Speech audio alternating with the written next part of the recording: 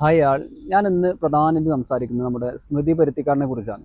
കഴിഞ്ഞ ഒരാഴ്ചയായി നമ്മുടെ ന്യൂസ് ഫീഡുകൾ നിരന്തരമായി സ്മൃതി പരുത്തിക്കാടിനെ കുറിച്ച് അധിക്ഷേപിക്കുന്ന വാക്കുകൾ പ്രയോഗിക്കുന്ന നിരവധി ആളുകൾ നമുക്ക് കാണാൻ കഴിയും. കേട്ടാൽ അറക്കുന്ന വെറുക്കുന്ന വാക്കുകളൊക്കെയാണ് ആക്ച്വലി ഈ സ്മൃതി പരുത്തിക്കാട് എന്ന മാധ്യമ പ്രവർത്തകർക്കെതിരെ നമ്മുടെ സൈബർ ലോകത്ത് നടന്നുകൊണ്ടിരിക്കുന്നത്.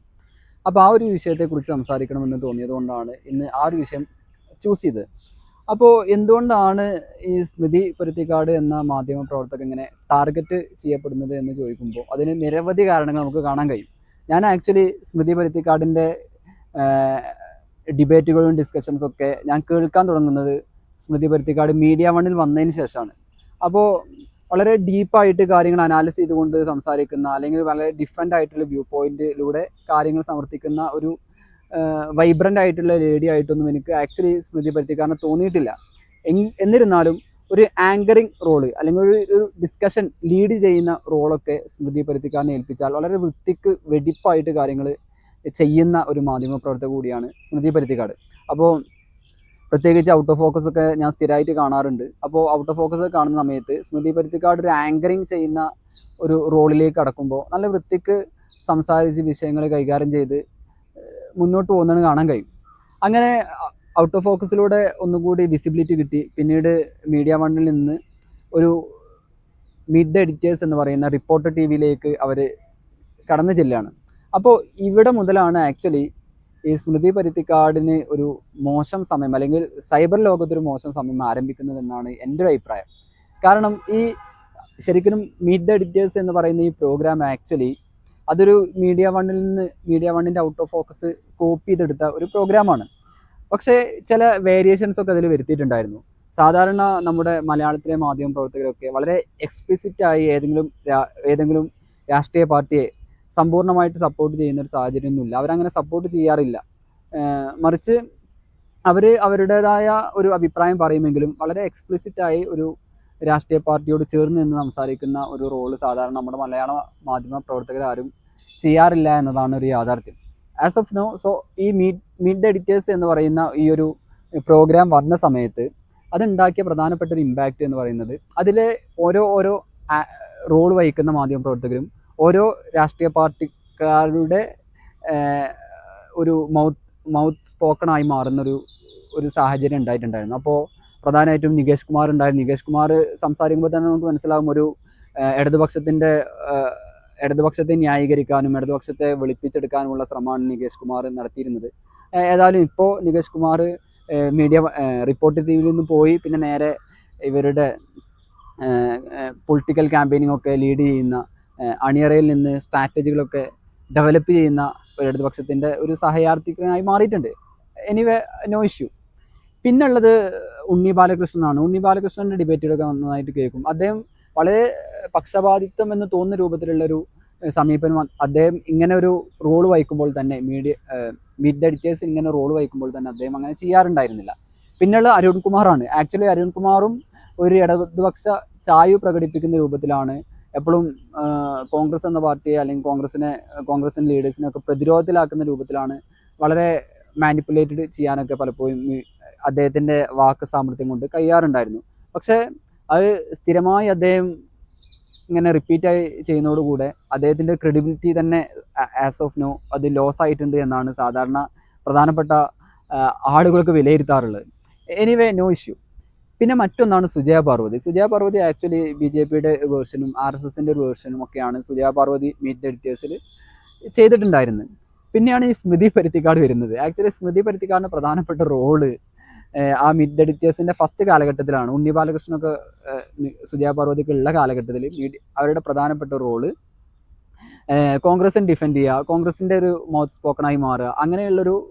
കാരണം ഈ മിഡ് എഡിറ്റേഴ്സിൻ്റെ ഒരു ഫോർമുല അങ്ങനെ ആയതുകൊണ്ടാണ് ആക്ച്വലി ഒരു കോൺഗ്രസിനെ സപ്പോർട്ട് ചെയ്തുകൊണ്ടും കോൺഗ്രസ് ലീഡേഴ്സിനെ പരമാവധി നല്ല രൂപത്തിൽ അവതരിപ്പിക്കാനൊക്കെ ഉള്ള ശ്രമമാണ് ആക്ച്വലി ഈ സ്മൃതി പരുത്തിക്കാരൻ ഇത്തരത്തിലുള്ളൊരു ബുദ്ധിമുട്ടിലേക്കും സൈബർ ഹറാസ്മെൻറ്റിലേക്കും വരുത്തിച്ചത് എന്നാണ് എൻ്റെ അഭിപ്രായം. സത്യത്തിൽ സ്മൃതി പരുത്തിക്കാരൻ അത്തരത്തിലുള്ളൊരു കോൺഗ്രസ് പാരമ്പര്യമോ കോൺഗ്രസ് കുടുംബത്തിൽ നിന്ന് വന്ന ഒരു മാധ്യമ പ്രവർത്തകയോ ഒന്നും അല്ല എന്നാണ് ഞാൻ മനസ്സിലാക്കുന്നത്. ഇനി വല്ല തെറ്റുണ്ടെന്നുണ്ടെങ്കിൽ നിങ്ങൾക്ക് തിരുത്താവുന്നതാണ്. ഏതായാലും ആ ഒരു പ്രോഗ്രാം കഴിഞ്ഞ് ഉണ്ണി ബാലകൃഷ്ണൻ അവിടുന്ന് പോയി, നികേഷ് കുമാർ അവിടുന്ന് പോയി.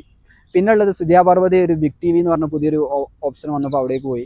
പിന്നെ ഉള്ളത് പുതിയൊരു പാനലിസ്റ്റുകളാണ്. ഈ പാനലിസ്റ്റുകളുടെയൊക്കെ പ്രധാനപ്പെട്ട പ്രത്യേകത ആൻഡ്രൂ അഗസ്റ്റിൻ റിപ്പോർട്ടർ ടി വിയുടെ ശരിക്കും അദ്ദേഹം ഒരു മുതലാളിയാണ്, ബിസിനസ്സുകാരനാണ്. പക്ഷെ അദ്ദേഹം ഒരു മാധ്യമ പ്രവർത്തകന്റെ ലേബലിൽ നിന്ന് സംസാരിക്കാൻ തുടങ്ങി. അങ്ങനെ അദ്ദേഹം സംസാരിക്കുമ്പോൾ പ്രധാനമായിട്ടും അദ്ദേഹം ടാർഗറ്റ് ചെയ്യുന്നത് കോൺഗ്രസിന്റെ ലീഡേഴ്സിനെയാണ്. അരുൺകുമാറും ടാർഗറ്റ് ചെയ്യുന്ന കോൺഗ്രസിന്റെ ലീഡേഴ്സിനെയാണ്. പിന്നെ ജിൻഡോ എന്ന് തോന്നുന്നുണ്ട്. ജിൻഡോ നേരത്തെ അവിടെ ഉണ്ടായിരുന്നു, ഈ പേര് മാറിയെന്ന് എനിക്കറിയില്ല. ആസ് ഓഫ് നോ അയാളിപ്പോൾ വർക്ക് ചെയ്യുന്നത് മീഡിയ വണ്ണിലാണ്. അപ്പോൾ അദ്ദേഹം ഒരു ഭാഗത്ത് ഉണ്ടെങ്കിൽ പോലും ഇപ്പോൾ സമ്പൂർണ്ണമായിട്ടും ഈ സ്മൃതി പരുത്തിക്കാട് എന്ന് പറയുന്ന മാധ്യമ പ്രവർത്തകരുടെ ഒറ്റപ്പെടുകയും അവർ നിരന്തരമായി റിപ്പോർട്ടർ ടി വിയുടെ ഓവറോൾ അവരുടെ ഒരു പൊളിറ്റിക്സ് കണ്ടാൽ, ഈ കൈരളി കഴിഞ്ഞാൽ, ദേശാഭിമാനി കഴിഞ്ഞാൽ ഇടതുപക്ഷത്തെ വെളുപ്പിച്ചെടുക്കാൻ വേണ്ടി മാത്രം ഫണ്ട് ചെയ്യുന്ന, ഇടതുപക്ഷം ഇനി ഡയറക്റ്റായിട്ട് ഫണ്ട് ചെയ്യുന്നുണ്ടോ എന്ന് അറിയില്ല. എനിവേ അവരുടെ പിൻബലത്തിൽ പ്രവർത്തിക്കുന്ന ഒരു പാർട്ടിയാണ് അല്ലെങ്കിൽ ഒരു സംവിധാനമാണ് റിപ്പോർട്ടർ ടി വി. കാരണം റിപ്പോർട്ടർ ടി വിയിൽ ആൻഡ്രൂ അഗസ്റ്റിൻ ആയിരുന്നു നമ്മുടെ മെസ്സിയെ കൊണ്ടുവരുമെന്ന് പറഞ്ഞിട്ടുള്ള വലിയ ഒരു കരാറൊക്കെ ആക്ച്വലി കൊടുത്തിട്ടുണ്ടായിരുന്നു നമ്മുടെ ഗവൺമെൻറ്. അപ്പോൾ റിപ്പോർട്ടർ ടി വി നമ്മുടെ ഗവൺമെൻറ് തമ്മിൽ നല്ലൊരു റിലേഷൻ ഉണ്ട്, അവർക്ക് ഫണ്ടിങ് കിട്ടുന്നുണ്ട് എന്നൊക്കെയാണ് ഞാൻ മനസ്സിലാക്കുന്നത്. പക്ഷേ അവിടെ നിന്നുകൊണ്ട് സ്മൃതി പരുത്തിക്കാട് കോൺഗ്രസിൻ്റെ വേർഷൻ പറയുന്നു, രാഹുൽ ഗാന്ധിയുടെ വേർഷൻ പറയുന്നു. വയനാട് പുനരധിവാസവുമായി ബന്ധപ്പെട്ടിട്ടുള്ള കോൺഫ്ലിക്റ്റുകളും കോൺട്രവേഴ്സിയൊക്കെ നടക്കുന്ന സമയത്ത് അവിടെയും പലപ്പോഴും കോൺഗ്രസിൻ്റെ നാവായി കോൺഗ്രസിന് വേണ്ടി കുറച്ചെങ്കിലും ഡിഫെൻഡ് ചെയ്യുന്നുള്ളൊരു പണി ആക്ച്വലി സ്മൃതി പരുത്തിക്കാട് എടുത്തിട്ടുണ്ടായിരുന്നു. അപ്പോൾ ഇതൊക്കെയാണ് ഈ സ്മൃതി പരുത്തിക്കാടിനെതിരെയുള്ള സൈബർ ആക്രമണം. ഈ സൈബർ വെട്ടുകിളിക്കൂട്ടത്തിൻ്റെ ഒരു പ്രത്യേകത മറ്റ്